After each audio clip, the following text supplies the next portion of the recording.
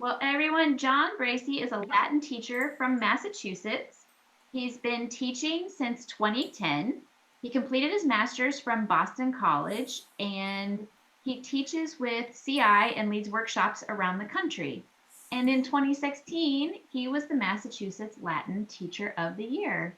So without further ado, I will just turn it over to you, John. All right, thank you so much. Thanks for having me. And sorry about the delay. I had to do an emergency reboot. We were all joking that we do the same thing all the time. Nice. Well, I appreciate the grace from all of you. And yeah, let's just get it. Let's get at it. You ready? I'm ready. Let's go. Yeah. All right. Let's just do it. Let's just do it. So, thank you so much for coming. Here is what I've got for you.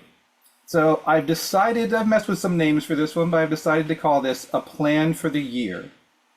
And notice specifically on the screen, you'll see it. It says 2025. Now that is extremely important because of the fact that 2025 is not the same as 2024. It's not the same as 2023. It is definitely not the same as 2019. Things are different. So, in light of the fact that it is 2025 in particular, what I've decided to focus on and share with you today is a plan for being able to sustain this type of teaching, this approach to teaching, throughout the entire school year, with a special emphasis on preserving your sanity and avoiding burnout. So that's what I want to focus on. And so the crux of it, like the thrust of it, is going to be a lot of focus on essentials. Some of it you'll be like, I know this, I'm a teacher, I know this stuff. Trust me, trust me, as someone's been at this for a long time, someone's been teaching using a comprehensible input-based approach for well over a decade. My God, I will tell you, nothing else works. Nothing else works without reminding ourselves of kind of the basics, the fundamentals. And in addition to that, I'll be able to show you how they're going to apply specifically to how you're going to teach and how you're going to do so in a way that works for you. All right. So without further ado, let's get into it. All right. Fundamental essential idea here, right? September is not May, and if you're not located in the Northeast, or maybe it could be August is not May. I don't know. I'm in the Northeast. I'm Massachusetts, so we go from September to June. But you get the idea, right? You show up day one, you're all excited. The kids are all excited. You got the adrenaline going. You went to some wonderful workshops. You saw some great presentations. You stayed up on Pinterest like all night the night before. You got all sorts of cool looking things and you're ready to make that sweet TikTok video about that perfect day you had. And then you go in there, guns blazing, and guess what? That first day went exactly as you planned. You were fired up. The adrenaline was going. The kids were fired up. The adrenaline was going. Everything that you imagined it would be, everything that you practiced, everything that you learned, suddenly it is reality and it feels amazing. Then, say that's Monday. Then Thursday happens. Now all of a sudden you're on like day 3 or 4 of, instead of getting like, a solid 8-9 hours of sleep, you're getting like 3 or 4, 4 or 5, right? All of a sudden that adrenaline starts to wear off a little bit. Suddenly you're getting used to the new year. Suddenly you're more tired. Now you're a little agitated because there's a little something that you have to do now. There's a little administrivia showing up in your email, and you're like, oh yeah, you got to make sure you fill out the blank, blank, blank, blank, blank, blank, blank, blank, blank. And then you're a little agitated going to your first class. You're a little bit tired. You look in the eyes of your students, and the same ones that were so excited day one, that were hanging off your every word, are now looking at you like they cannot believe you have the audacity to exist, and that it's a rude imposition for you to even dare speak to them. And then you're agitated. You're like, What's wrong with them? What's the attitude problem? I'm great. I'm doing great. I don't know what's going on here. And then fast forward a week, and you're like, I suck. I'm the worst teacher ever. I came in day one, and I was all excited, and I had all this stuff. I did all the things I was supposed to do, and I learned all the cool stuff, and I was killing it. Now, my kids hate me. I hate me. I suck. Everybody sucks. Everything sucks. Ah, what happened? All right. Sound familiar-ish? So, I'm going to help you out with this issue, because if that's the way that you feel or you experience something similar, guess what? So do I. This is not me sitting from the top of a mountain somewhere, bestowing wisdom on the other side of having figured this all out. No, the best it gets is that you still deal with the stuff. Like, there's no other end of it. There's no I figured it all out, and now everything goes smoothly, everything goes perfectly. I feel great all year long. Kids, like, if you're at this for 50 years, that's not the experience you have, right? But there's nothing wrong with that, right? Like, I don't know, if you have a long-term partner, right? You may have had a wonderful, exciting day 1 through 3, and you went skydiving and did all these different things together. And then, 20 years into the partnership, and you're like, giggling to yourselves about like Instagram reels while you pass out in the bed next to each other, right? And are you less happy? Well, frankly, I'm more happy. Like, I'm more happy in that situation. Like, relationships grow, mature, and all these things like that, right? This is part of it. It's not a fairy tale, and there's nothing that's going to make our classrooms that fairy tale. But the good news is, it doesn't have to be that. And in fact, our students don't want that, and we don't have to kill ourselves to try to make that. It's not real, right? So here is going to be the thrust of what we talk about today, with that as our framework.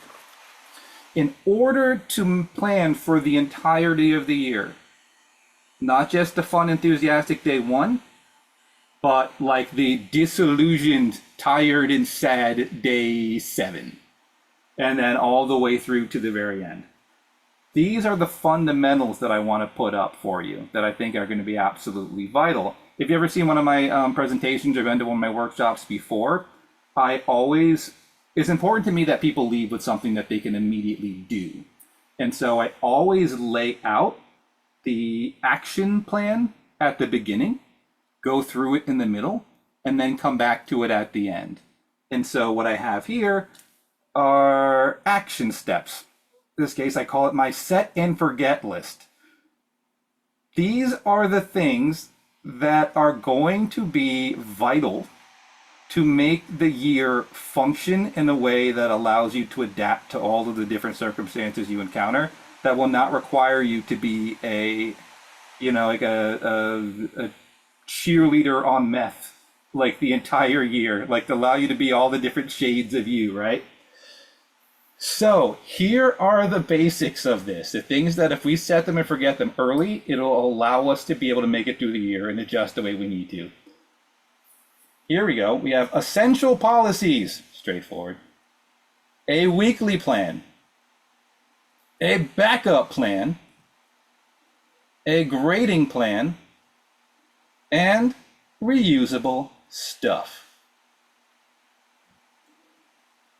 Throughout the presentation, I will go through what all of these mean in detail, and then we'll come back to it at the end. And if we got a few minutes at the end, we'll go to talk and answer questions and such.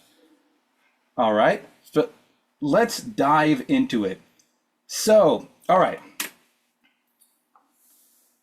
Essential policies. Now, at this point, you're either an experienced veteran or someone who's just learning whatever about the fundamentals of teaching with a comprehension-based approach, right?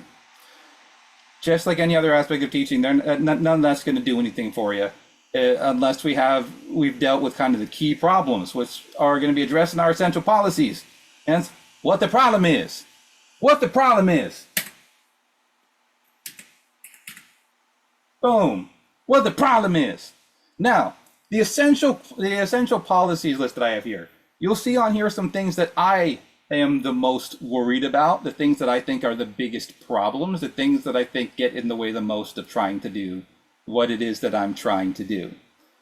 What I'm trying to empower you to do is to go through the same process by looking at your classroom, your situation, your state, your school, whatever have you, and look at the things that are the biggest hindrances to what it is that you're attempting to do, right? And start addressing those now. Come up with a plan now. Now, this doesn't, now, just to be clear, right? So I am like some people have organization and all of these other things as a gift. Some people have massive amounts of executive functioning skills and are very comfortable in this sort of realm. I am not one of those people.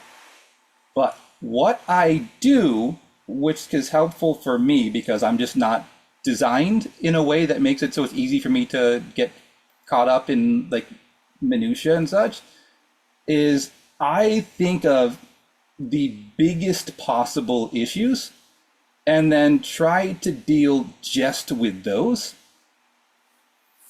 and use that as my jumping off point. What is it? In poker, they call it fat value versus thin value.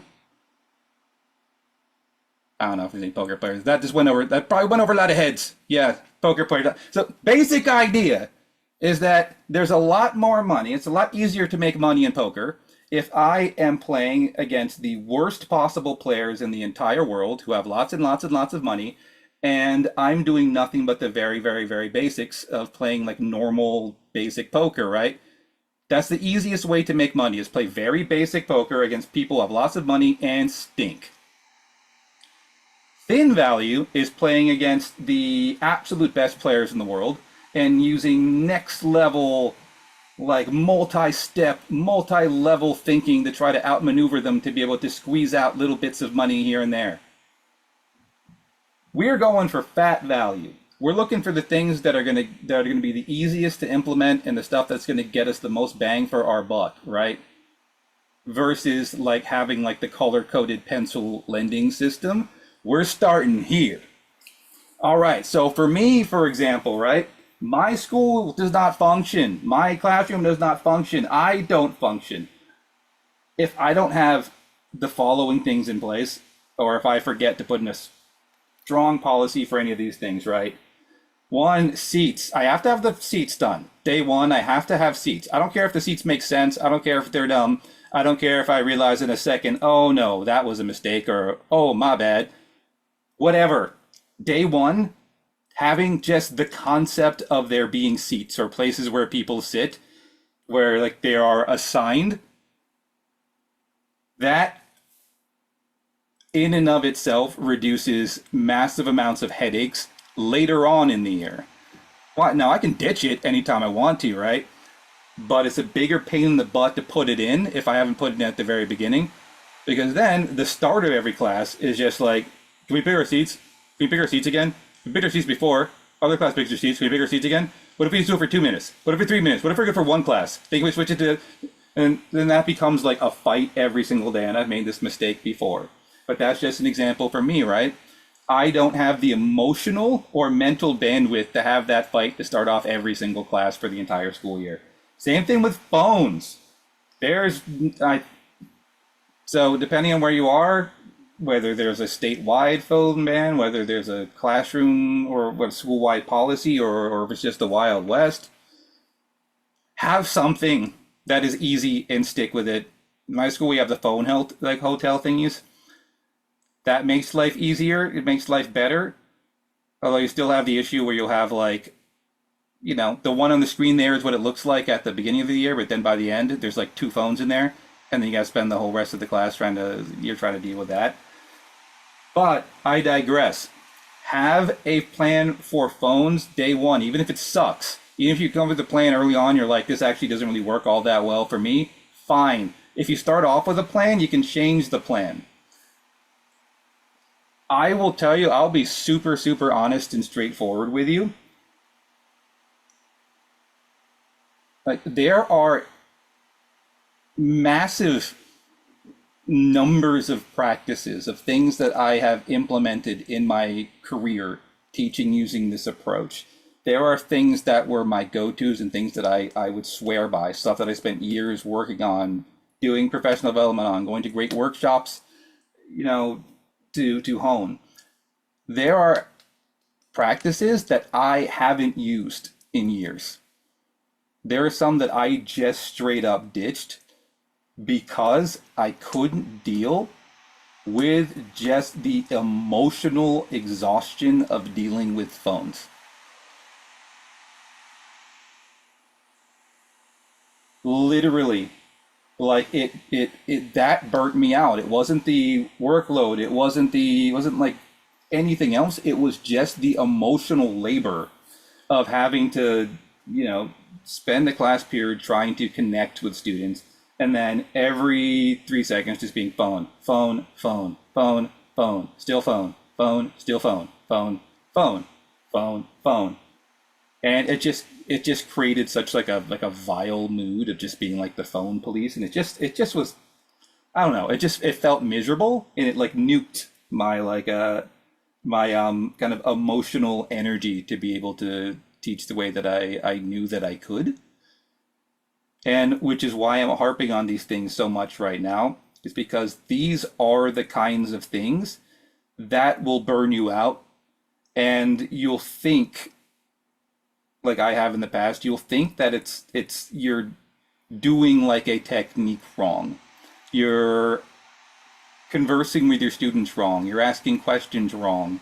Your clip chat was weird. You should have picked a more interesting clip. You'll think that it's a lot of these things, when in reality, it's just something boring and lame that just wasn't dealt with at the very, very beginning. So, again, I know it's boring and it's lame. Have plans for this stuff. Right? Can we agree on that? I'm sure you already do. Nothing else I tell you is going to work without this stuff in place. It will exhaust you and have you reaching for the worksheets like day 2. Yeah. All right. Now, the next thing here that I think is going to save people a lot of mental bandwidth is the weekly plan, as I like to call it. Now, this could be for you a daily plan. This could be a monthly plan. Who knows how it works best for you? I like to use a weekly plan based on kind of a 5-day rotation of classes. So the reason why I do this is because I don't know about you. I'm a Latin teacher. And so I never have that scenario where like I teach 5 sections of Latin 1. I usually have Latin 1, Latin 3, Latin 4, AP. So I have 4, sometimes 5 different classes I got to teach, right? And that's my situation, right? But other people have different ones. Some people have even more than I do. It's whatever have you, right? It's a lot of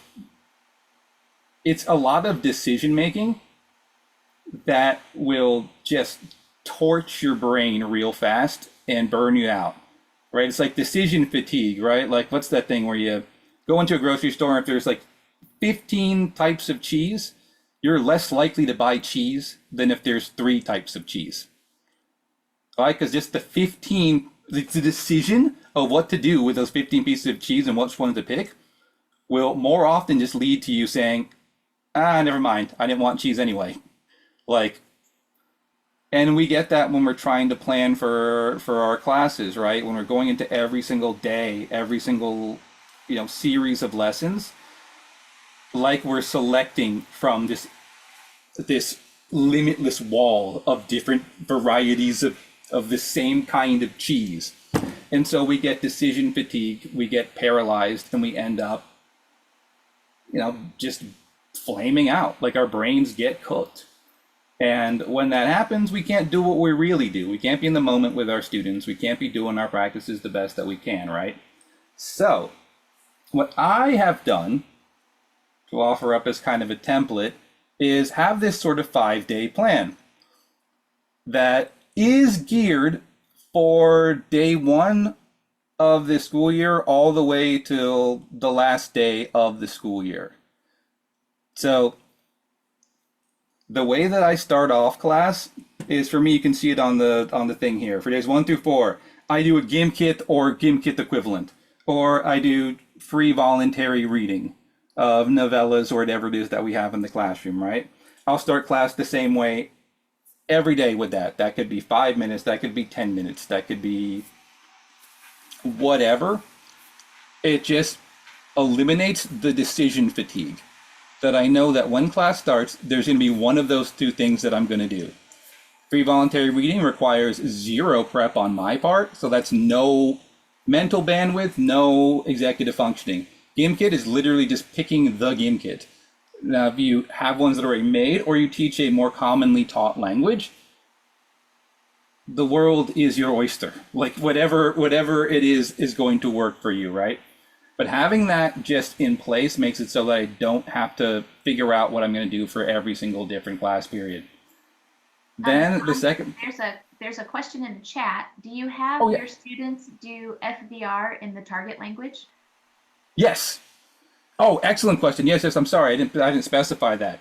Yeah. So they'll do FBR in the target language. So I'm a Latin teacher, so we'll have a classroom library that is all novellas, stories, poems, and such that are in Latin for various levels, and they can pick whichever one they want out of there, and then they will quietly read for 5 minutes, 10 minutes, depending on the level and depending on their attention span. And so yes, that's target language. Yeah, so again, fantastic source of input, one of the best out there if they're actually reading. But hey, if they're staring at it, sort of, kind of, it's better than nothing. But it's an easy way to get class started. So the second part of my system is the input chunk, which will involve almost always, say days 1 through 4, small talk. I call it small talk. There's a million different things that you can call that. So this is where someone would do like, calendar talk or card talk or personalized questions and answers, where you talk about weather, where you talk about what's going on, or like this is a time where you could do like I don't know, like a Ben Tinsley kind of like short map talk. Anything that's just sort of talking about whatever with your students in the target language. So I put that all in the category of small talk. Then after that little chunk of small talk, then the second part of the input section is what I just call targeted input. So that will be the topic or the material that we're messing with that day. This could be a chapter of novella, this could be a story, this could be a topic that we're talking about, a cultural topic, this could be a video clip, this could be a read and discuss, whatever have you.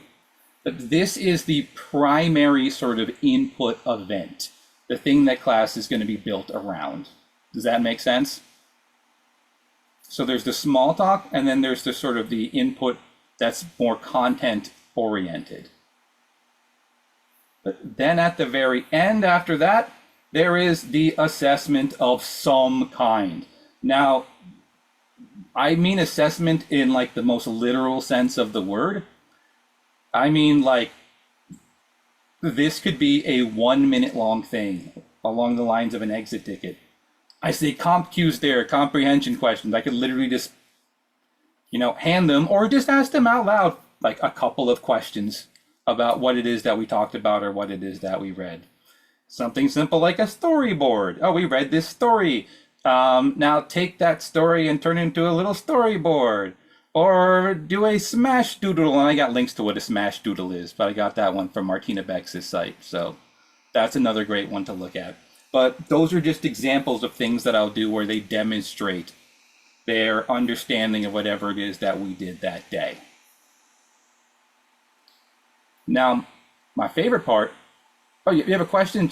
Yeah, there are a couple more questions about FBR. And do you do an activity after FBR that relates to the book? And do you start FBR right at the beginning of the year for level 1? For level 1, no.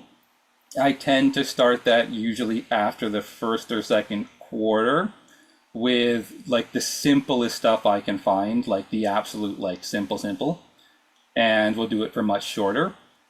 In terms of activity and stuff, so here, oh, there's the ideal for FBR, and then there's what I usually end up doing. So the ideal for FBR is that FBR, like free voluntary reading or sustained silent reading, the ideal format is one that requires or includes zero accountability of any kind. That there is no external anything to it. There's no follow-up, there's no assignment, there's no thing to prove what you did. That is the ideal of it. Now, not all of us work in situations where the ideal is realized, like a lot of the time, right? So what I will do more often than not is have like something really simple, just like a reading log, where it'll just be like you print out a template, like a free template from online. It just is like free voluntary reading log, the kind you'd find in an elementary school or something, right? And then they just write what it is that they read and like, what was the name of the book or whatever have you?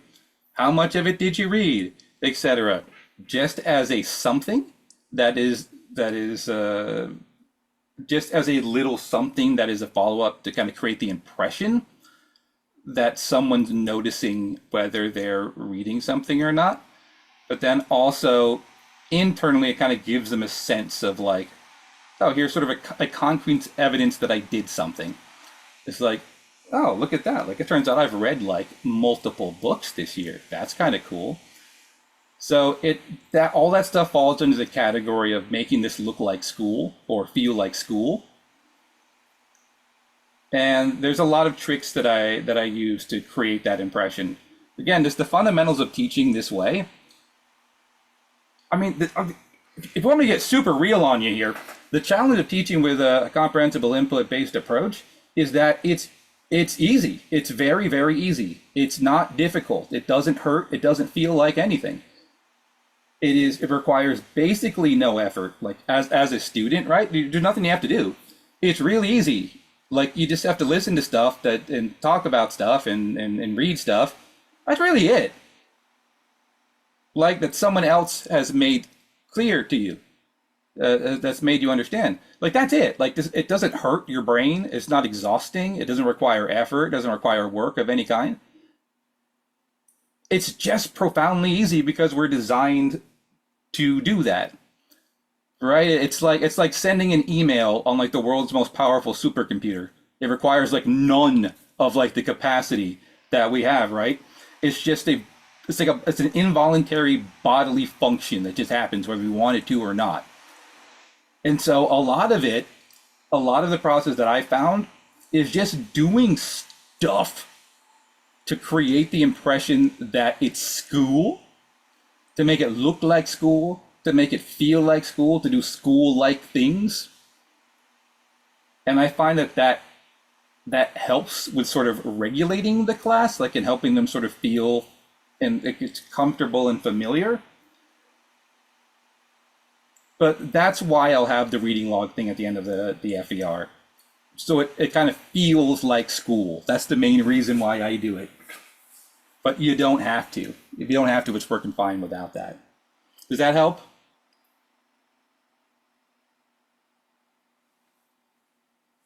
She says yes.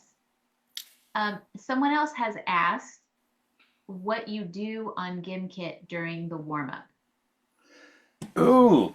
Now, I can do a bunch of different things with this one. What I usually do is I will, depending on how much like energy I want to put into it, if it's something relevant, right? Say we're going to be reading like a chapter or a poem or just part of something, right? Or talking about whatever's like the most like the, I don't know, like the 10 to 12 most like relevant phrases or terms or whatever. I'll make the GimKit out of that. And then I'll just pick whatever game looks like it'll be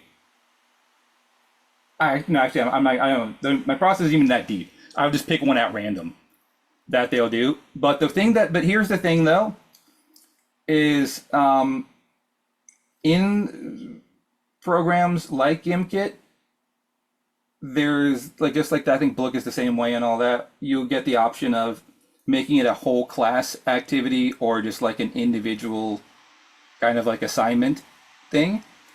And I will alternate between the two depending. Like, so sometimes it'll be a whole class thing where everyone plays at the same time, depending on the class, and the other times it'll be like as a short individual thing. It really varies on the class. Like, it depends on who they are and like. But yeah, but then that becomes the only decision I have to make. Really, is like, are they going to do it as a class, and what are they going to do? But on the days where I don't have something very specific for what we're doing that day, I will just have like a deck or two that are just frequency list, right? So it'll be like the top 100 most frequently used words in the target language, right? I'll have one of those that I'll have at all times ready to go for any level, anytime. Those are always great to just throw out there because it's usually stuff that most of it's stuff that they've seen before or recognized with a couple other things in there, and it'll just sort of, you know, start the process of those words, high frequency words, kind of just pinging around in their brain for when they encounter them later. Yeah, that make the sense? Thank you. I think that was a great explanation. Oh, thank you. Those are great questions. Yeah, thanks for asking those, right? Because I mean, just this is the kind of stuff that once you can get this stuff sort of set, it cuts your decision making down like crazy. You have a format, and then you can kind of put on it what it is that you do. Now, the one thing I do want to hit before I move on to the next bit is if you look over here, it says days 1 through 4, and then you got day 5. Day 5, you'll notice, is a bit different. Day 5 is the secret to being able to sustain an entire school year for me. This is my secret. This is the thing. This is the code. This is the formula. This is what does it. Day 5, I established this as a pattern from the very first week of the school year. Day 5 always works the same. Brief GimKit, this one, almost always just a frequency list. Followed by FVR, followed by choice board. I'll show you these things, and I've got links to them that you'll be able to access as well. But literally, it's just usually just a already made high frequency GimKit for the first 5-10 minutes. Then FVR for like the next 5 to 10. Then they have a choice board where they pick 1, 2, or 3, depending on the day, a few activities to demonstrate their understanding from this list of options they have that range from things that are artistic, things that involve writing, drawing, finding memes online, a variety of different things, right? Oh, and I raised my hand inadvertently. I love that. I love the automatic thing. Stop raising my hand. No, it'll just do it. You'll just get to see my black hand up there. So that's just the way it is. But yeah, so what's great about this with like this thing right here is that I don't have to do anything. I don't do anything that day. All of this stuff is already made. I just have a thing in Google Classroom that just says FVR choice board. And then what I do is I just like copy that and then I paste it. That's it. I just put that like FVR choice board number 2, number 3. That's it. I haven't changed anything about this in like 4 or 5 years. I don't do anything those days. So I'll have all of my classes do this exact same thing. I don't do anything. I don't have to do anything. That's it. They do the GimKit thing. They find something to read, and then they pick their own choice board activities and they complete them in the time that they have. If they get done early, awesome. Congratulations. Yay, you did it. Yeah. Right? This is what makes my year sustainable is this, more so than anything else. It's this day 5. Is that every 5th day, I have to exert no mental or emotional energy of any kind. I essentially have a sub day, but I don't have to use a sick day. It's like a sub day, but I'm there. I don't do anything. The kids get tons of input through the FBR part, right? They get more input by having to look back at it and reference it again to be able to do the choice board stuff because it feels like school, right? I don't do anything.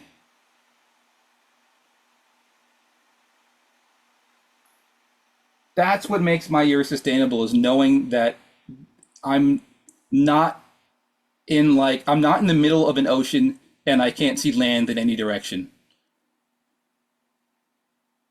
I'm swimming a few feet and then I know I get to take a nice little break on a nice little beach every couple of days. This, if you take away nothing else, take this away. It may look different in your classroom. Find a way to have a day that looks like this. Some people find it sustaining to be extroverted, to be on, to be in full-on conversation all day, every day, and full interactive activities with their students every day. That makes them that fills their cup. That's their comfort, that's their calm. I'm not one of those people. I need to have sort of that little bit of space to recharge. And the good news is that your students likely do as well.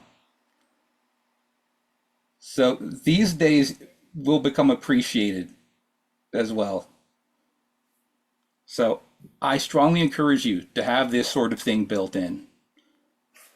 Would it be possible for you to show us an example of your choice board? We have a lot of questions about what a choice board looks like. Oh, Boom. look there.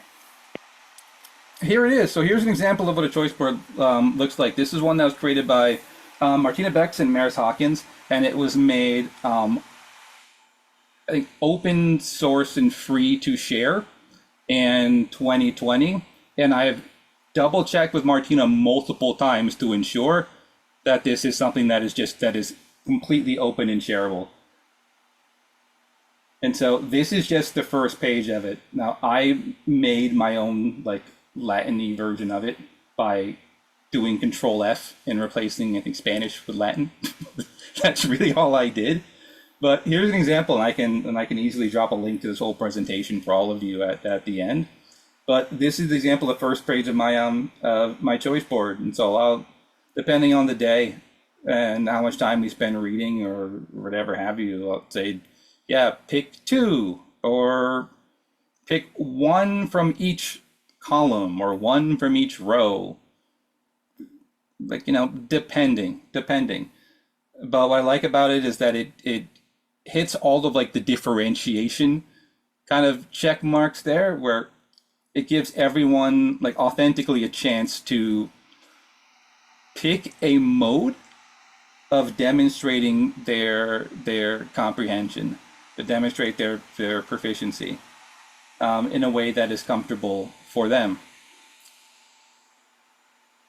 So that makes me happy. I don't have to do anything during this time as well, which makes me happy. And my students appreciate that I'm leaving them alone during that time too, because I don't know about you, but I find that teenagers don't want to talk to me all the time. Yeah, so sometimes it's nice. And plus, this is also a great opportunity while they're doing stuff like this. This is a great opportunity just to wander around and just validate what people are doing. It's oh, that's cool. Ask them questions. You'll find someone doing something where I don't know, I've had someone, I forgot which one that they would do, but there's one that they would do, I think they do the picture dictionary one, but they make every single picture Garfield. So it's always just Garfield in like different poses or different versions of Garfield. And so I thought that was funny. And so that becomes like a thing of conversation. Like, why do you do that? And it becomes just a way to get to know kids too. It gives you that space to kind of as like a pressure release valve.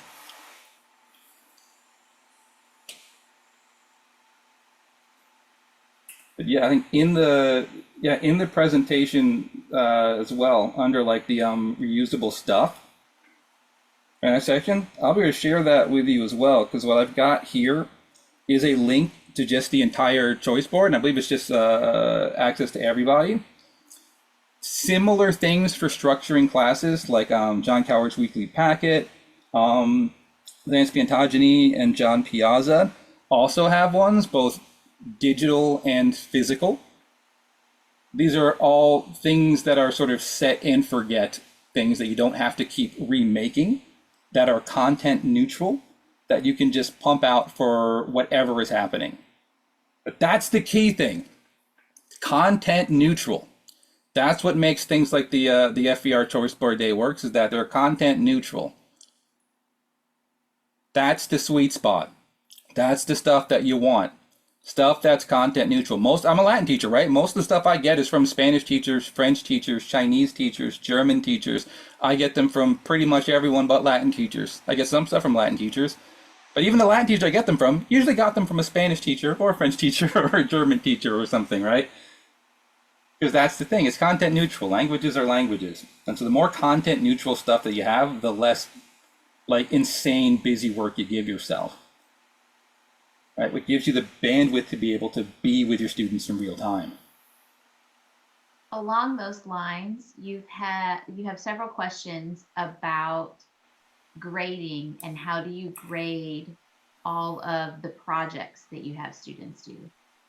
Ta-da! And you have a grading plan. Look at that. Funny you should ask. A grading plan. I have one. So here's a quick survey, the audience. Raise your hand if you get paid overtime for grading student work after school. What? I can't see everybody. I'm going to go through the gallery here. See how many we got. 1, 2. Nope, that's a hard zero. That's nobody. Nobody here gets paid overtime to grade stuff outside of the classroom. Huh, fancy that. So as a matter of policy, I do not work for free. I don't do it. I don't do my job when I am off the clock. Unless I absolutely have to, or I choose to, because there's something I want to do. But absolutely not am I grading for free. If there is time in the school day to grade, wonderful. If not, so I make my plan around grading, around the fact that I don't get paid to grade. And to thus create a culture where that's not expected. So here's what you do with that one. Or what I do is I grade for completion. I'm not reading all that mess. That's a lot of stuff. I'm not reading all of it. So did you do it? Yes, that's all I care about. And it's not just for me on my end, it's because of the fact that, part of the fundamental theory of how people acquire languages, there's nothing to do with the information anyway. Like if you said the point is the input. That's the point.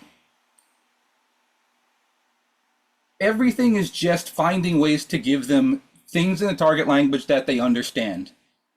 So it's just them interacting with input. There's nothing I could look at, correct, and grade and say, aha, you should now go back and unconsciously remap the language so that it looks this way. Or, oh, you didn't acquire that. Maybe that should be acquired. There's nothing to do with it, right? All I care is that you engage in the process. So I grade pretty much everything for completion, meaning otherwise I don't. If it exists, did you do the thing? You did the thing, dink, and that happens in class.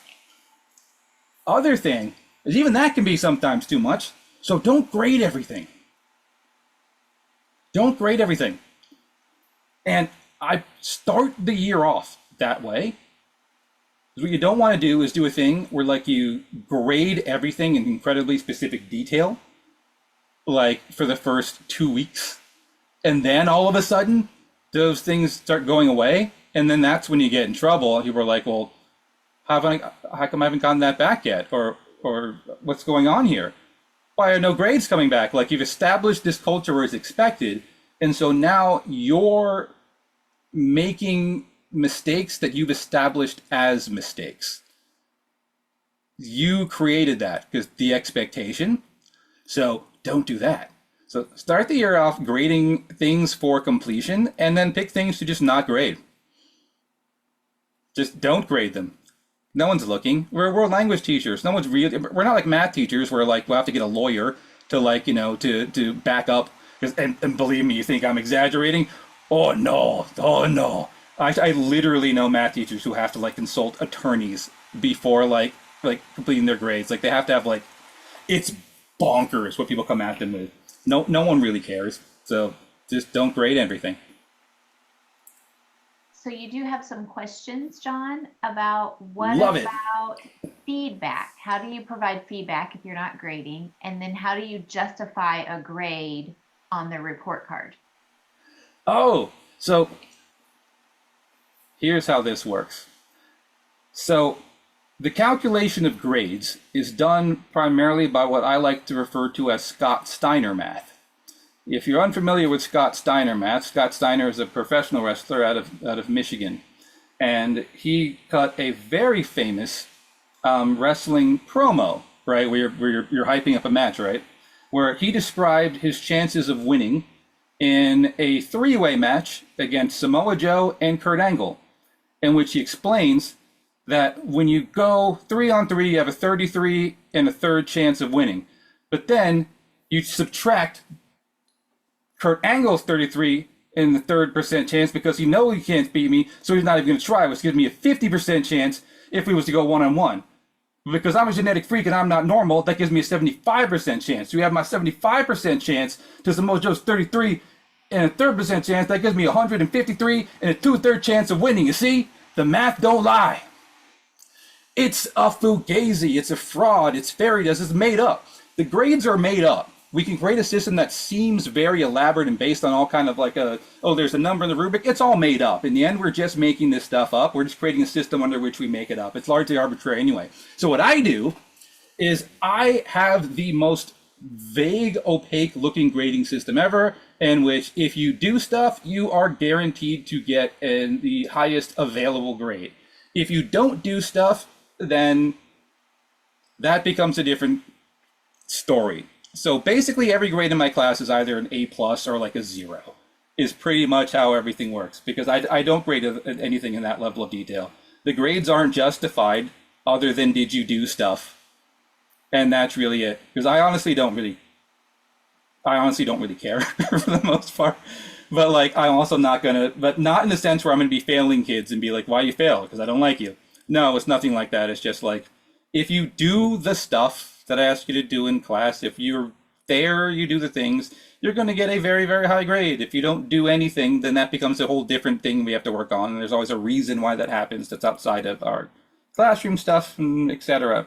But yeah, I don't really attempt to justify them.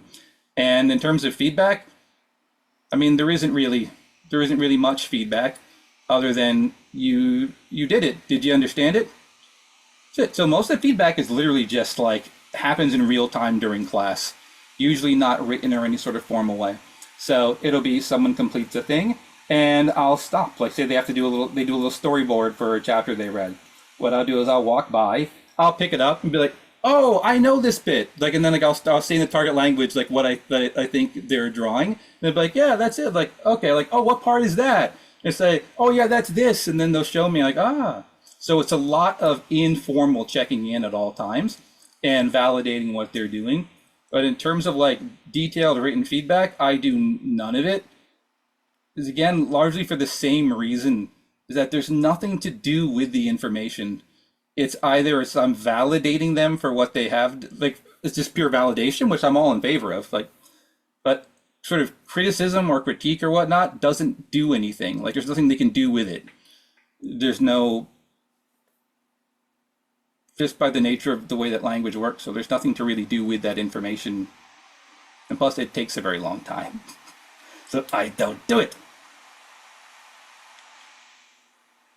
And in addition to that, to make life even easier, is I never assign homework.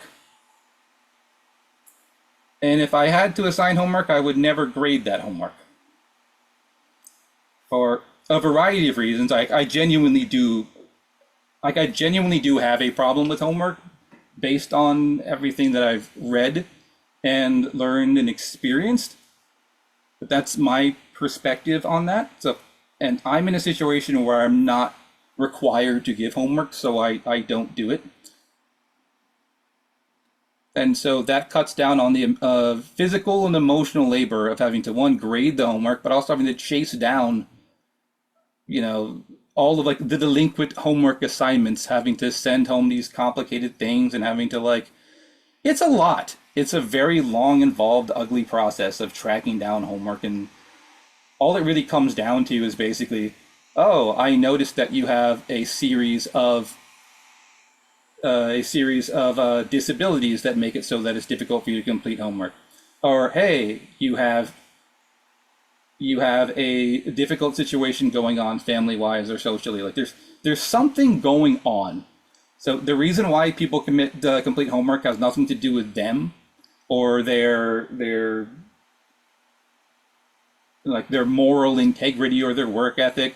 Typically, it doesn't. It's just a reflection of their combination of the advantages of their home life and their neurology. And the reasons why kids never do homework, it's almost entirely neurological or economic or social. It doesn't tell us anything other than what advantages or disadvantages that student has in life in general. And it takes a tremendous amount of time, emotional effort, and the harm far outweighs any possible good. One additional question. On your 5th day, your breather day, is that every 5th day of school or is it every Friday? So someone's trying to figure out how to fit it into their rotating schedule. Right. So I made it a 5-day system based on the fact that that all of our schedules are different. So if I was on like a 5-day schedule that was like Monday's always the same, like Monday through Friday the schedule is fixed, then day 5 would just be Friday. And if I'm in a rotating schedule of some kind, like a 7 or 8-day rotation, and the schedule looks different, like it might, yeah, like so Tuesday one week will look different than Tuesday the next week, etc. Then I'll do it based on the class periods. So there'll be 4 periods of a class that fit the normal model, and then every 5th class period will be the breather one, the FBR choice board day.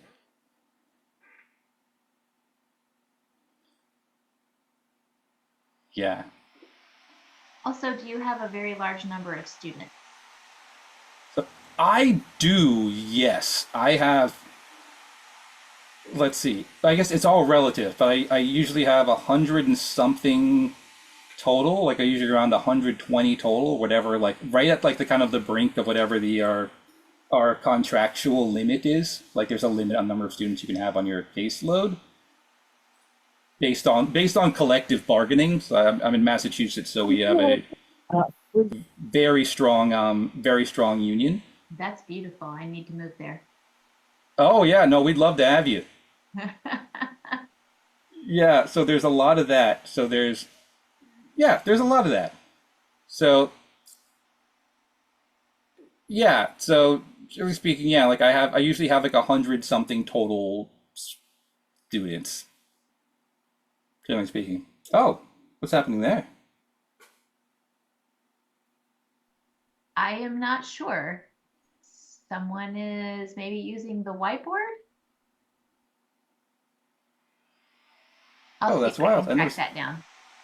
I've never seen that before. Oh, that's interesting. That's fun. But yeah, I usually have yeah, I generally have a lot of students, so like my class sizes are not that huge. Usually like 20. The highest I've ever had is probably around 30 for like an individual class, but I'm always in the 120 somethings, like, for overall students. And so, and I'm probably like, I know there's people in this session that probably have much larger like quantities of people, like quantities of students. And there's but so much time in a day to be able to, if you want to provide detailed feedback, there's but like, you know, there's but so much you can do, no? So make it easy for yourself.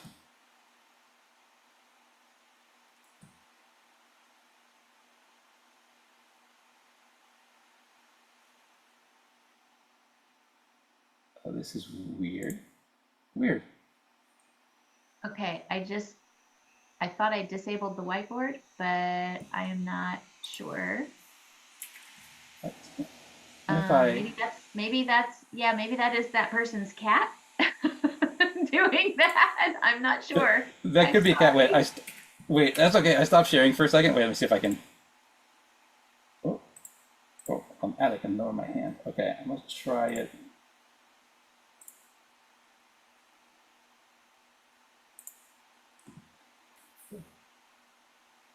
There we go. We have about 12 minutes remaining. Perfect. I think we've Oh, got. oh, Oh, there we go. Yeah, I think we got all the main stuff. So I can bring it to the end, and then we can just and then we can go like straight into some Q&A. Okay. Okay. I Yeah. mean, we have a lively chat. We have a lot of people with questions. So. Oh, boom. So I'll bring it to I'll bring it home. We can just dive straight into some Q&A. So that's where the fun stuff is. Yeah. All right. So the final thing I wanna just like end the formal part of the presentation on is this idea here. Good enough is the new great. Good enough is the new great. I want to emphasize this so much because the one thing that is common in all of us here is that every single person in here already works too hard. Every single person in this here is already working too hard. You all are doing more than any human being should be capable of doing, and you're all doing it phenomenally.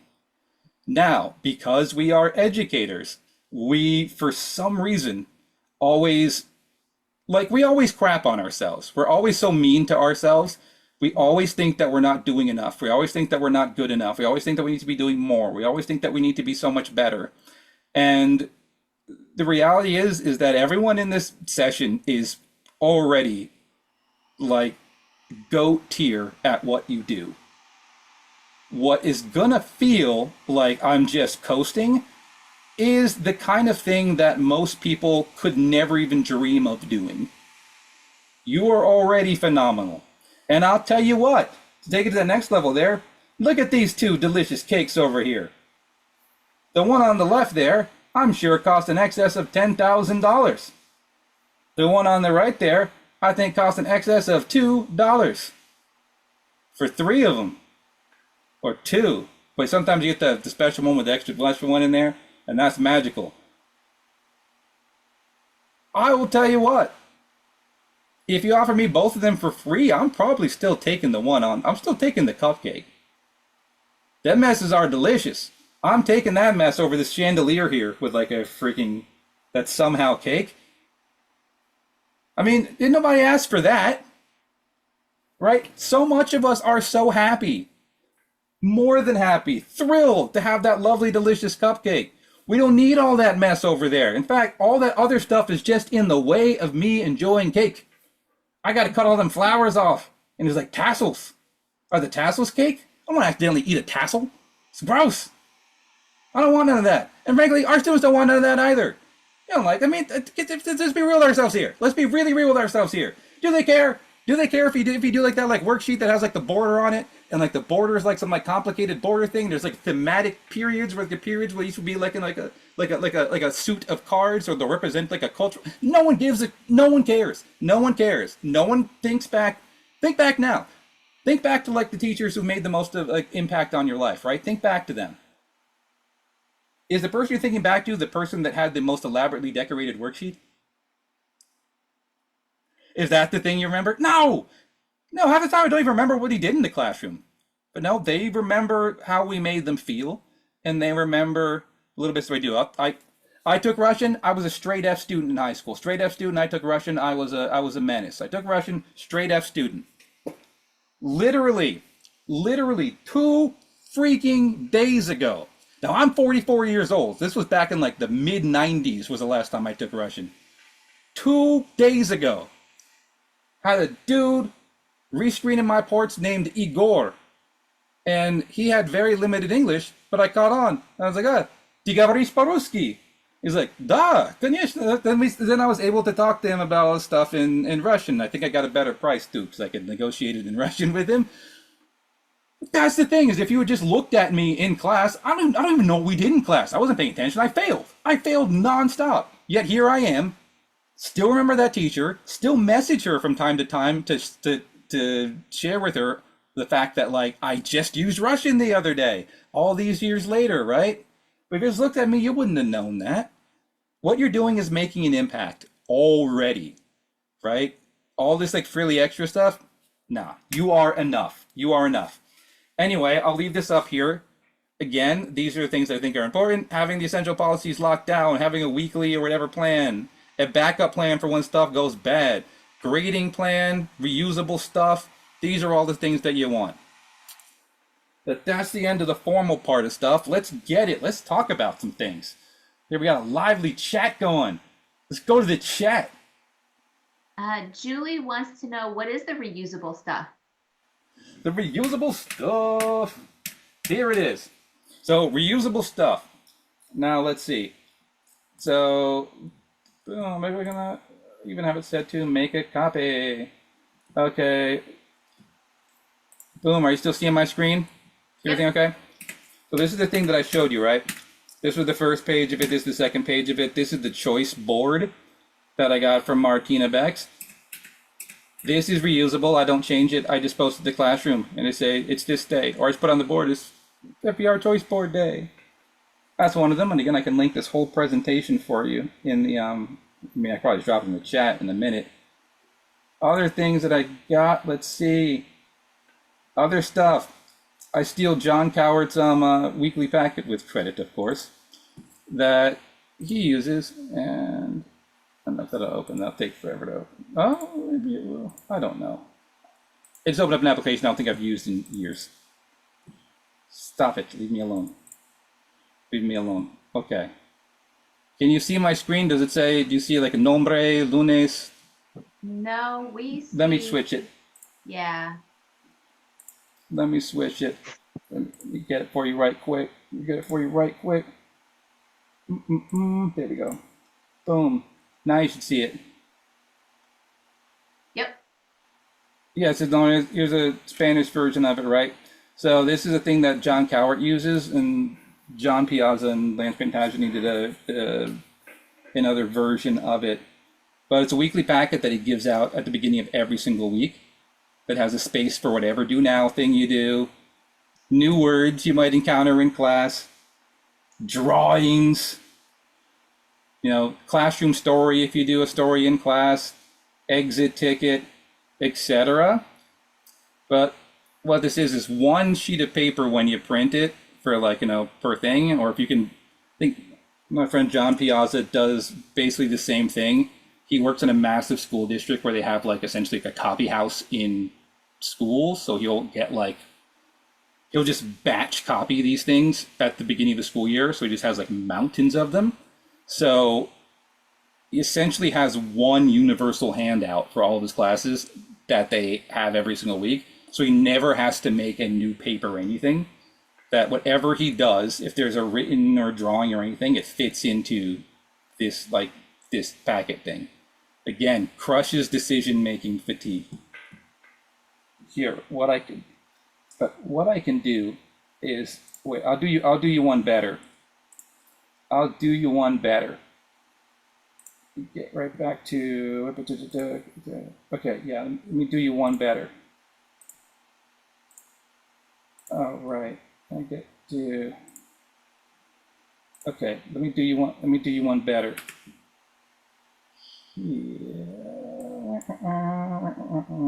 This is, no, I'm gonna get you. Okay, boom, boom, boom, boom, boom, boom. Okay, you get that. And sure. Link. Okay. Wait for it. Wait for it. Real quick. Let me get into the. There it is.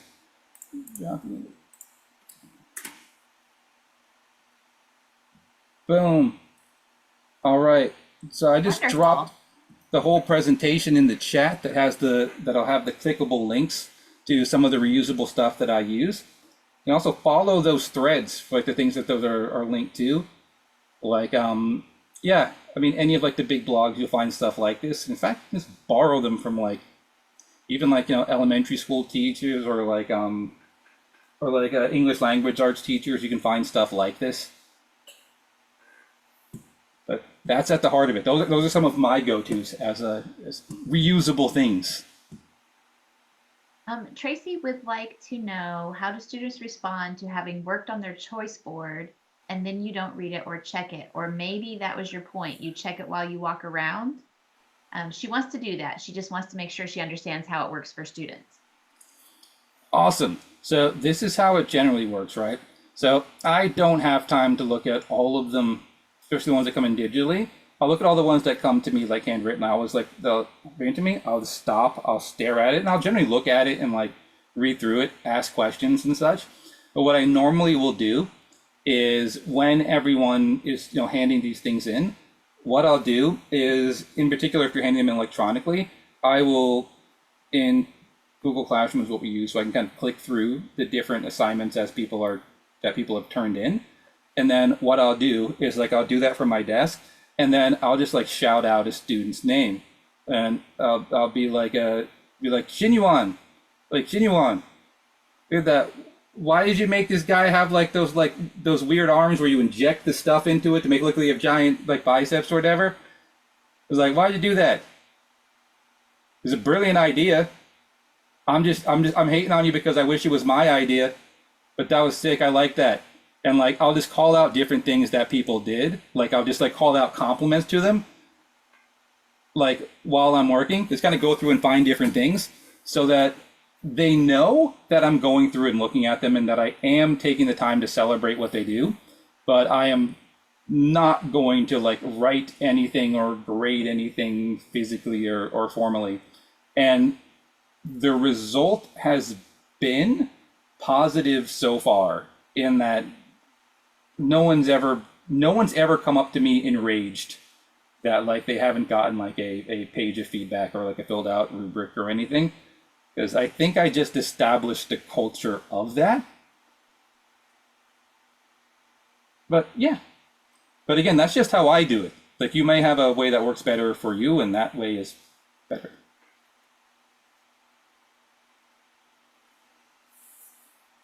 Ooh, what else? Hope that helps. Yay. What else we got in the chat? Someone is at Laura is asking a good way to do FVR if your school doesn't have any books for you to use for class or if there's not a budget. And I mentioned a Flame Goose subscription, as well as they can print out any of their stories in Voces that they don't use in class and put those, and cultural articles, bios. What other suggestions do you have? No, I mean, that's the best one right there. Like through Voces, use everything that they've got, everything that you're able to print out, print it. Depending on what language that you teach, I promise you, there's tons of it available. I've written a bunch of stories in Latin. A lot of them are just odd that I've written, but I put them for free on my like personal website. I just have them free for anybody to use. If you just hop online anywhere, really, like if you have like a dummy Facebook account or you're part of like a Facebook group or whatever, or you just hop into a couple of like the bigger blogs or accounts or whatever, there are people who are just mass posting and sharing stories, right? And there's some good suggestions in the chat. We got storyworld.us. Yeah, there's with a little bit of looking, and I imagine I depending on what language you teach, I mean for Latin it's always a bit of a challenge. Like you have to kind of know where to look.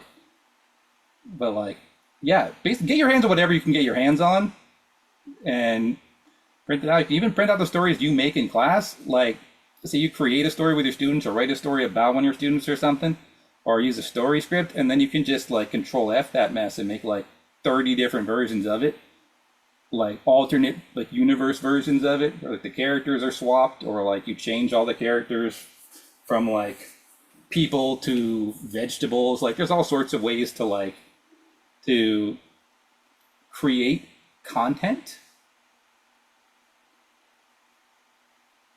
But yeah, especially like, but yeah, definitely exhaust all of like the stuff you already have available to you, like through Voces or anything else you can get.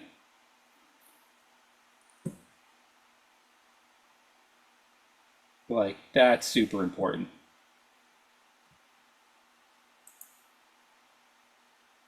Someone is asking why they can't see the set it and forget it link.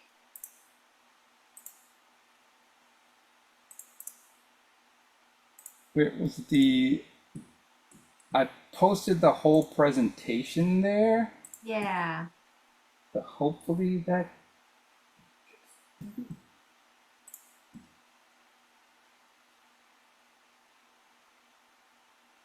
Let's click it again. So hopefully that works for people. Yeah. Well,